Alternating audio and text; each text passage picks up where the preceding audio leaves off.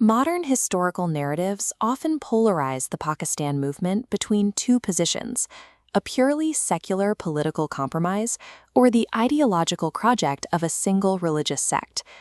Documents from the period indicate the state's creation relied on a coordinated effort by religious scholars and spiritual leaders representing diverse backgrounds across the subcontinent. This briefing introduces a verified framework to document this shared history, utilizing primary and academic sources to move past modern sectarian claims. Establishing a baseline of verified, shared involvement provides a more accurate record of the movement's original foundations. The participation of major Islamic schools of thought can be mapped across four main pillars, showing independence wasn't limited to one group.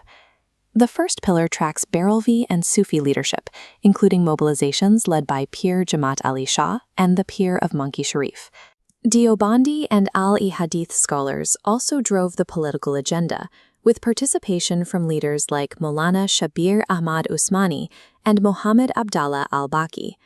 The fourth pillar identifies the involvement of Shia leadership, recognizing figures such as Allama Ibn Hasan Jarchivi and Mufti Jafar Hussain.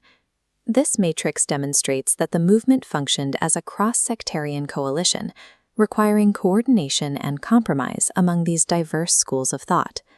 Beyond spiritual influence, these leaders provided the active political mechanics and logistical backbone required to sustain the movement.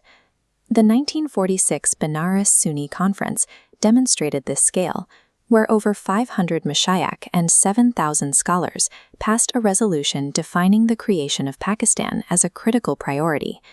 In the Northwest Frontier Province, the Pir of Manki Sharif used his Jamiat ul Asfiya network to secure the 1947 referendum for the Muslim League. Media defiance was also documented. The newspaper Al-Faqih printed Pakistan on its masthead during World War II, openly operating against British censorship.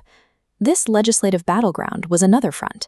Abdullah al-Baqi and others fought for the cause as members of the Central Legislative Assembly. These efforts provided the tactical political machinery that drove the movement towards its objective.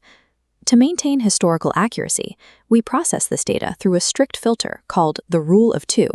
This rejects unverified claims. To pass through to the historical record, a fact must be supported by both a primary source document and secondary academic validation. Document the past, unify the present, guide the future. This methodology provides a verifiable record to address modern historical disputes. Practical execution of this framework involves the development of digital libraries, academic seminars, and media campaigns based on these verified records. Documenting this coalition provides a factual baseline of the diverse groups that fought for Pakistan, offering a documented perspective on the state's origins.